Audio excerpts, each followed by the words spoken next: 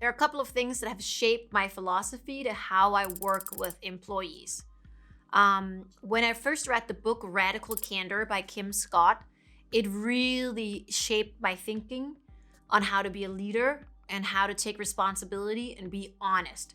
And there are a couple of those trendy books that have come and gone over the last couple of years that have made that kind of lasting impression. I know for a lot of you out there, it was Lean In by Sheryl Sandberg. I didn't love the book by Sheryl Sandberg because I think she overemphasizes the need for the woman to lean in. You know, sometimes a woman just wants to be invited to the party. So Radical Candor by Kim Scott appealed to me because it was the first book that talked about the consequences of a manager not firing someone who's not doing a good job. And I hadn't thought about management in that sense before. I had thought about it more as a stewardship. I invite people into a family and I coach them and I try to get the best out of them. And if something isn't working out, you try to repurpose that person in a different role. And I realized that that was totally wrong. Because what kind of signal are you sending to the rest of the team if someone consistently doesn't perform, especially in a startup context where you're trying to run so much faster than your competitors? But even more so, I saw from the mistakes I had made early on that not letting a person go can really hurt their sense of self and their self-esteem. So after reading that, I really owned that I had made some hiring mistakes and that I needed to rectify it. I remember the first time I had to fire someone, I was giving a speech for like 3,000 people in the city. And I was so nervous all night. I barely slept. I had all kinds of crazy dreams. I came at the office, let that employee go in the morning, went to the place where I was giving the speech, and went straight to the bathroom, and then I threw up.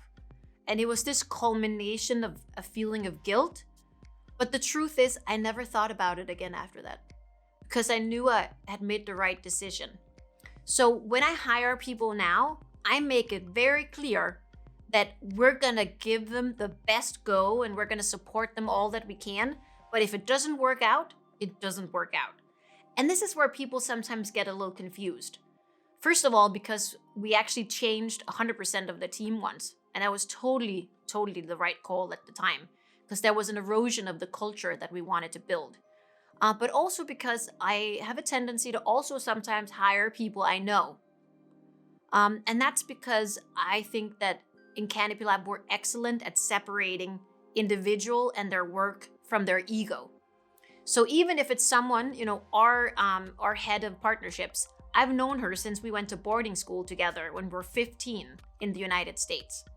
But because both her and I can separate ourselves and our ego from our work, we can also engage in constructive criticism. I can have a dialogue with an employee in the morning about that they're underperforming or that they're overperforming and drink wine with them at night. And those two things for me have nothing to do with each other. But that also means in order to strive here, in order to do well at CanopyLAB, in order to be happy and healthy, you have to adopt that same mindset. Don't give people a shit sandwich where you give them a fake compliment in the beginning and then you criticize them and you give them a fake compliment. Here, we practice radical candor. If you don't perform well, you'll know. Don't apologize, just fix it.